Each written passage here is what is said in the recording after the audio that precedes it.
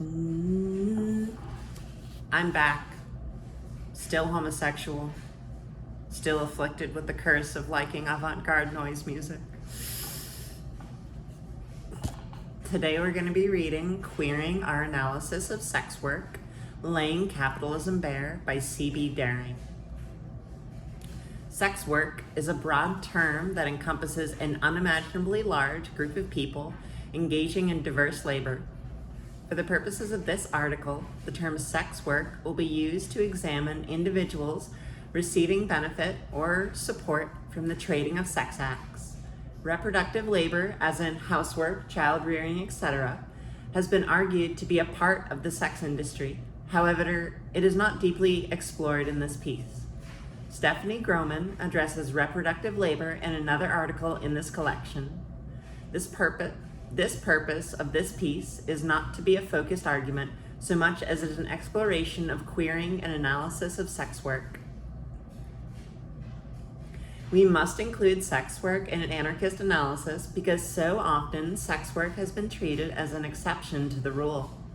Every other aspect of labor and social experience has found itself under the anarchist magnifying lens, leaving the issue of sex work to be fought over by feminists, the religious community, and the non-governmental organizational complex.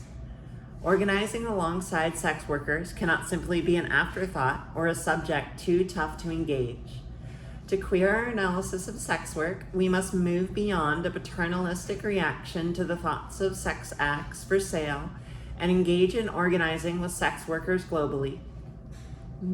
Sex work is a unique intersection between sex and labor, existing entirely in the personal nor political realm, existing neither in the personal nor political realm. The interconnectedness between economies and society within capitalism is complex. How can we argue that one form of sex is actually outside of capitalism's control? Are sex workers more subservient to capitalism than house spouses or any sexual encounter? It's a dangerous path to tread to assume some are more influenced by capitalism than others. Sex is not necessarily freely had when money is absent. Patriarchy is pervasive, and while some manifestations may be more visible, they're not necessarily more oppressive. Social structures reflect the dominant narrative of the culture within which they exist. The nuclear family, for example, perpetuates capitalism. Sex work is considered by many to be a primary threat to the nuclear family. There are generally two major theoretical strains fighting for prostitution abolition. One stems from the religious right, seeing sex work as a threat to modesty, chastity, and the moral fabric of society. They are fighting to preserve a heterosexual nuclear family while upholding a firmly heterosexist culture. A queer analysis allows us to envision the sex industry as something other than a threat to marriage and modern fidelity. The anarchist lens allows us to view sex work as something that does not exist within a vacuum, but in another sector of capitalist industry. The second opposition strain tends to originate on the left, but borrows plenty from conservative perspectives. This objection sees sex work as a threat to the overall freedom of women by explicitly putting a price on sex. This assumption also manifests as seeing poor people incapable of immediate agency, unable to consent to sex work because of their economic context. While we examine both of these strains and their overall effect on the sexual and economic freedom of all people, as a queer, anarchist, communist sex worker, I wish to assist in moving the conversation and action forward without leaving any of my praxis behind. Both the right and left objections to sex work focus on the argument about its effect explicitly on women, while either willfully or ignorantly ignoring the experiences of queer people and men. This article is not intended to explore or argue for the viability of the exchange of sex for other services in a post-revolutionary context. Any form of alienated labor is incompatible with an anarchist communist society. However, the struggle for empowerment and self-representation of sex workers does not preclude the fight to end involuntary labor. I have no intention of speaking for anyone else or their experiences in the industry, but rather to explore what we can learn from this labor.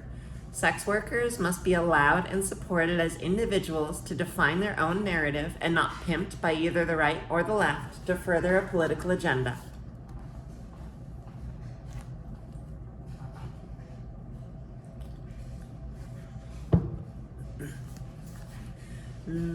Scarcity, sexuality, and sacred sexuality.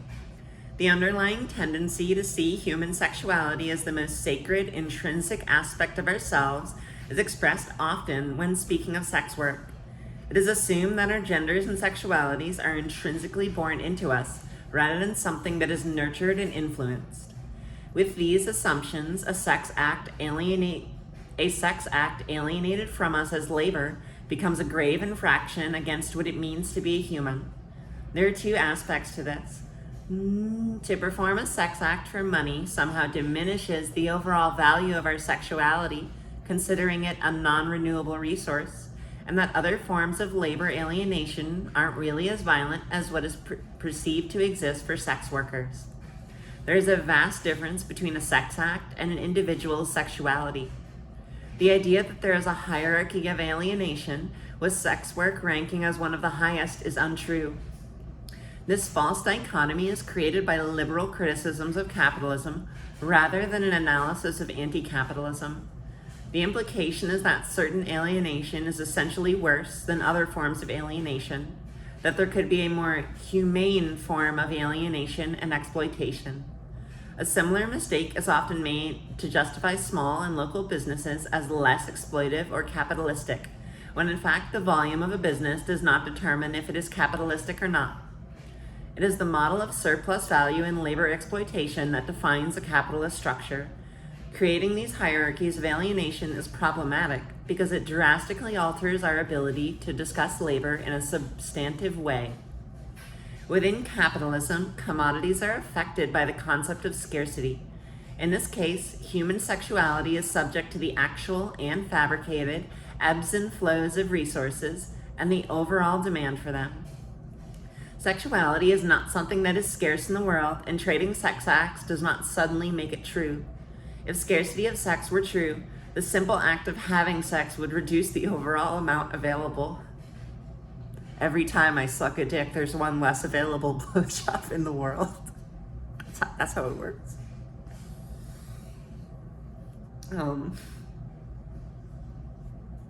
It wouldn't matter if sex were sold, simply had for fun, obligation, or pleasure. Scarcity is a myth of capitalism used to manipulate our sense of need toward an object or resource. Sacred sexuality is the idea that our sexuality is intrinsically connected to something greater than ourselves. This implies the sexual act includes something or someone more than the 1, 2, 3, 4 or more individuals present in body. The most common examples would be a deity or religious figure. Sacred sexuality is a tool used to shame or manipulate people about the sex they have. Sex, in this context, cannot simply be acts between consenting people, but instead an ideal open to moral scrutiny. This moral scrutiny is ceaselessly subjective and globally reflects a myriad of different social norms. Sacred sexuality is a tool for sexual control hidden under the guise of sexual preservation. Sacred sexuality also greatly contributes to an idealized woman, chaste and heterosexual. This vision of women is ever present in the debate around sex work. Scarcity, sexuality, and sacred sexuality are interrelated, as they both serve to control people's bodies. There's that incel bullshit where they're like, she's fucked 6 people, so her vagina is now held together by nothing. Just flap it, your leg pops open, goes all the way up. That's how loose it is. That's like an example of scarcity sexuality in our actual culture. Both of these concepts justify regulation, social and governmental, for a perceived greater good. These regulations may often appear to target only sex workers, but they extend much further. We should not be surprised that conservative perspectives embrace protecting intimate femininity, but when it happens within the radical left, it illustrates a glaring theoretical gap. This is problematic because it perpetuates the fallacy that a woman's, or anyone's really, Worth is bound up in their sexuality and capacity for sex. Sex workers are not demeaning themselves on a basic human level any more than the rest of the working class. Focusing an argument exclusively on regulating women perceived as straight disregards that significant portions of those working within the sex industry are queer folks, trans folks, and men, of course, not mutually exclusive. Women face a unique experience within the industry at the intersection of commerce and patriarchy. However, many other people experience intersectional oppressions within the industry. The narrative that non-trans women have a nearly identical experience to each other, but incomparable to other sex workers, demonstrates a specific agenda by those that peddle it. Many prostitution abolitionists argue that all those involved in the sex industry were first to do so by pimps, live in slavery-like conditions, are addicted to drugs, and are riddled with STIs. While sensationally this is appealing, it is not an effective way to view a large group of workers. Statistics on entry into sex work are incredibly hard to come by and tend to be swayed by those that are collecting them. However, there's a fair amount of evidence that pimping, at least in the United States, is not particularly prevalent.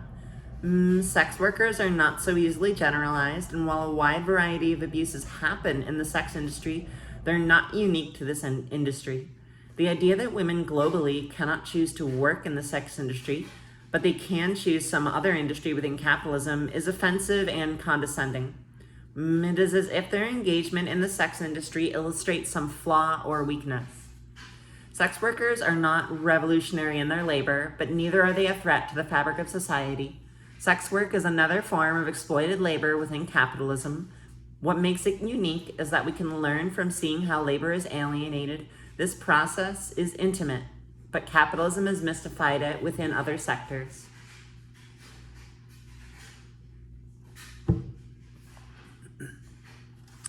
Choice and capitalism. Anarchism precludes the belief that there cannot be a more humane form of capitalism. It is fundamentally in opposition to the concept that we can regulate an economic system based on ever-expanding profit and oppression. If we take this as a given, it is necessary to elevate our analysis of sex work. I have been asked countless times why I chose the sex industry. I answer that I no more chose sex work than I chose retail, tourism, or food service. We all have a spectrum of limited options to choose from. Why does the sex industry imply a personal identity to its workers? The implication is that some labor choices are more political than others. Another common question is, quote, how could someone choose sex work if there were ample options of meaningful work? The reality is that for the working class, there are not ample options of meaningful work. Seemingly meaningful work may very well be code for non-alienated labor. With a solid analysis of capitalism, the term meaningful work has no basis within the current capitalism economy. Choice within capitalism is an illusion. These choices are only substantive in that one may be able to choose what brand of labor exploitation they prefer. For the vast majority of the working class, even that choice is non-existent. It's never an option to choose not to be exploited. The labor exchange of sex work is no different than that of any other industry. However, the way in which it is presented treats it as uniquely violent. Sex work exposes a significant contradiction within capitalism. We trade the labor in our bodies for a wage while simultaneously supporting the creation of surplus value for the overall economy. This does not mean that it is more intimate than labor alienation in other sectors, but rather, it is one of the most transparent money exchanges. Money exchanged is based on a perceived value of those individual services and the value of the benefits for the purchaser. Sex work illustrates how a capitalist economy values labor and determines the value of the laborers themselves. Workers are only worth the amount that they produce within capitalism. It is this visibility that strips the mysticism of capitalism away.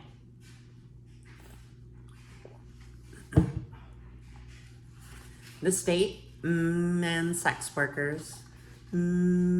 Western conceptions of compulsory monogamy propel the idea that a two-person exclusive partnership is the human universal. Anything that moves individuals away from a two-person monogamous partnership is considered unnatural. This could be applied to either a person providing sexual services or their partner visiting a provider of sexual services. As anarchists, we should certainly be able to reject the idea of this human universal and clearly see who benefits from the nuclear family. The nuclear family is not the accidental result of urbanization and industrialization, but rather the most efficient way to reproduce laborers and profit. There is no state that imposes no regulation on the sex industry. State regulation allows the false wisdom that it is for the sex workers' own good. This is not to say that a completely unregulated market favors workers' rights or autonomy, but rather that these regulations must come from the workers themselves. The presumption seems to be that sex workers have no conception of what is good or safe for themselves. A prime example in the United States is the legalized prostitution in Nevada. If prostitutes choose to work at one of the legal brothels, they are required to stay on the compound unless accompanied by a chaperone. They undergo mandatory testing once a month, but if they are off the compound for more than 24 hours, they must submit to testing before returning to work. While sex workers spearheaded the movement for mandatory condom use in Nevada, they are still not given access to the Regulatory Advisory Board. What does the state have to gain from the regulation and criminalization of sex work? Regulation justifies further surveillance of poor people, people of color, and queer people. Of course, these are not mutually exclusive, who are the majority of sex workers globally. The criminalization of the sex industry continues to rationalize incredible violations of human rights around the world, all in the name of protecting sex workers. Many sex workers are placed in rehabilitation camps where they're subjected to sexual assault and beating by guards and staff.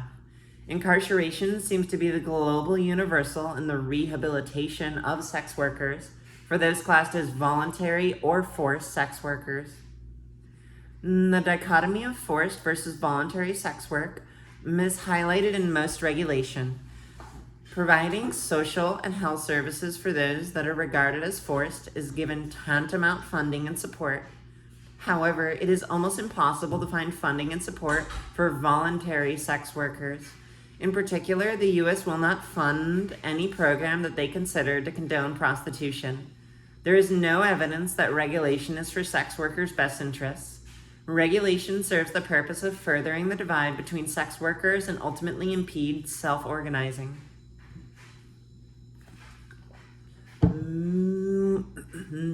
When I was younger, I did a study on basically the impact on legalizing sex work in terms of the quality of life of sex workers.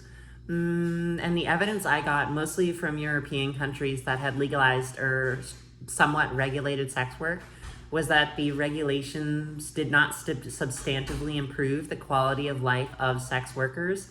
I was like 18 at the time, so I was like, what does this mean for the liberal thought? But like, now, especially in this context, I can see I'm like, yes, if only 18-year-old me knew more, I could have written a better paper. Reproductive labor, the labor that is done to produce new laborers and that allows wage earners to continue to work every day, is built into the state apparatus, particularly the unpaid labor of home workers. This labor includes the rearing of children, cooking of home workers, the rearing of children, cooking of meals, and housework, but it also includes the sexual reproduction of the often male wage earner within the household.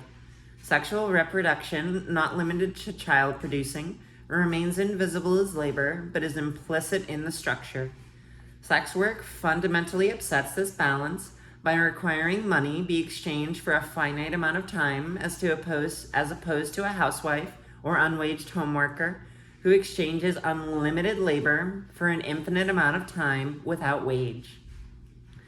The state relies on this unwaged reproductive labor in order to maintain civil order and the continuation of the nuclear family, requiring a specific monetary exchange for sexual reproduction socially undermines the concept that is available without reciprocation, that the sexual availability of women may not be a given.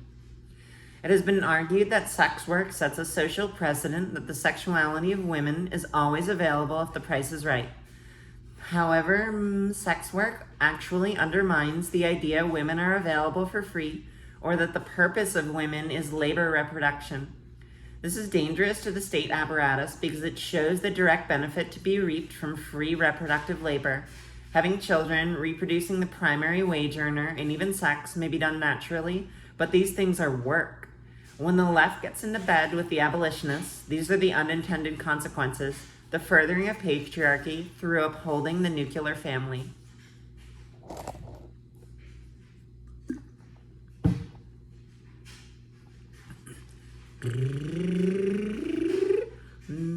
Queer intersections and sex work intersections. A queer analysis of sex work frees us from the constraints of viewing it as a threat to marriage and workforce reproduction. This is certainly not meant to imply that fidelity is not important within a queer analysis, but sex work does not threaten an institution of fidelity. A queer analysis of sex work allows us to view sex in an unconventional way, where sex is not essentially degrading, private, or for love. There is huge overlap between sex workers and queer folks, and particularly trans folks, often ignored by governments, NGOs, and industry abolitionists, make up a tremendous population in the sex industry. It's me. Female prostitutes that service male clients are not strictly heterosexual. Many identify as lesbians, bisexual, or queer. Male escorts may service male clients, but may regulate to female partners outside of work. The gender and sexual identity of sex workers is not necessarily reflected by the clients they have. This fluidity between personal and professional sexuality reflects a certain queerness to the sex industry that may not often be apparent. It is important to remember the difference between what is marketed and what is reality for those on the inside. This performance may not seem reflective of the individual sex worker, but rather a promotion tactic to attract clients.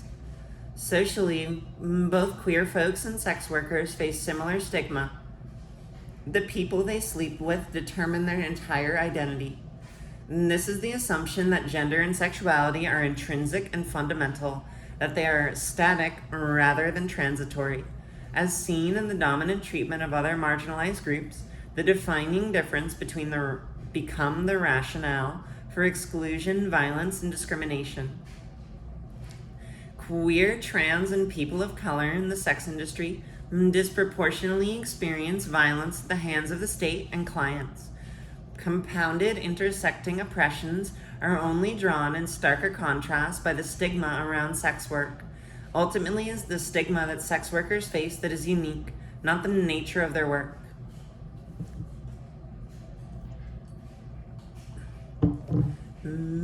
Organizing with sex workers. The goal of organizing with sex workers should be to increase empowerment and self-representation. For many sex workers, it is a huge risk to speak publicly for fear of exposure to clients, police, and family. Do not assume that sex workers do not wish to speak for themselves. There are avenues that can limit dangerous exposure. It is still very controversial to organize with sex workers, especially if the goal is not to get them out of the industry.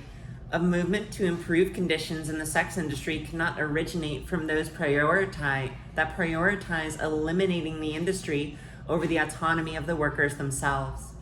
There is a growing movement of sex workers acting publicly to better conditions within the industry. In a Western context, sex workers' rights are connected to other prominent anarchist projects, specifically around gentrification, anti-racism, anti-police brutality, and queer rights. Don't assume you know people's history. You may already know plenty of sex workers.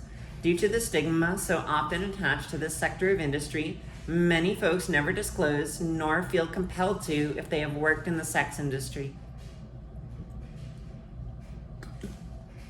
Individual sex workers should not be expected to be accountable for the discomfort of others' disagreement with the sex industry. Sex workers are often the most vocal about the problems within the industry and are intimately familiar with possible solutions and strategies. It is a myth that sex workers are the primary apologists for the industry.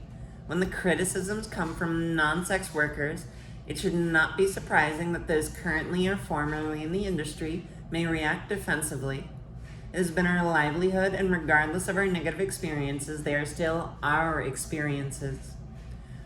It has been said that there is no room within anarchism for sex work, that to fight for improvement in the industry will only extend its life.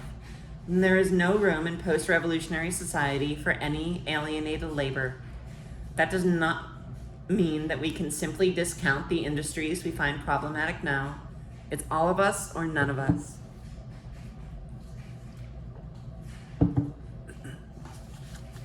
Conclusion.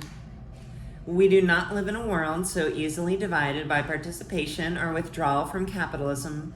Our experiences are intersectional and intertwined. There is no essential sex worker experience, just as there is no essential queer experience. As anarchists and radicals, we can begin to critically examine the common intersections. Those who sell sex directly for goods and services are not more entrenched in capitalism than those who sell their labor behind a restaurant counter or in a factory.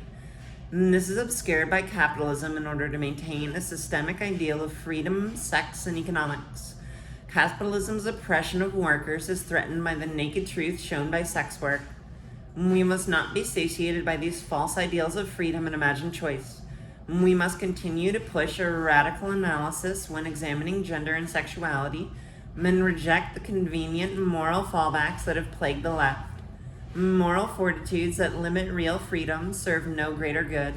To clear our analysis, we must not be satisfied with comfortable or quiet expression, but instead continue to fight loudly for inclusion and self-representation, not only with the usual suspects, but also with those so often rendered invisible.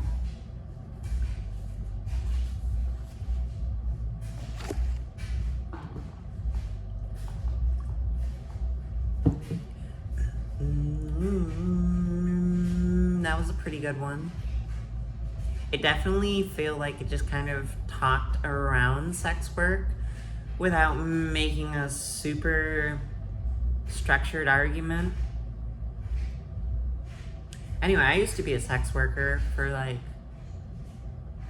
5 months or so, I think. Yeah, like 5 months I was like an hourly sex worker. And the industry fucking sucks. People are like shitty to you all the time. Like I had so many like initial contacts that were like, I'm not gay, but, and I was like, fuck you. You're double not gay. Stop fucking talking to me. I feel like doing it hurt my self-esteem in like a big way, because I had to package myself like as a tranny for other people. And it wasn't where I had like, it like, sure, maybe it helped with self-acceptance because I had to be like, this is who I am and this is how I'm making money. But the industry fucking sucks hardcore, like. And this was before Sesta Fosta passed, so it was easier back then. It's way harder now, for sure.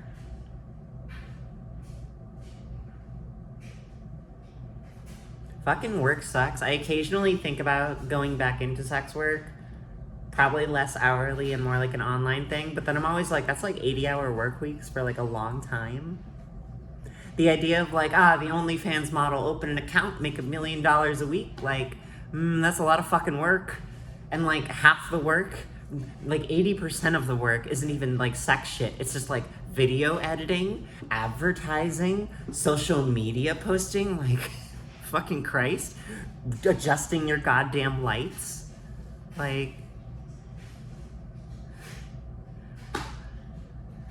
It's a thing. It's a whole thing. Anyway, go perform fellatio, because due to scarcity sexuality, for every dick you suck, there's one less possible dick sucking that could occur. Alt-right Christians, please catch on, do good, suck all the dicks you can, so there's less possible dicks to be sucked. Have a good one.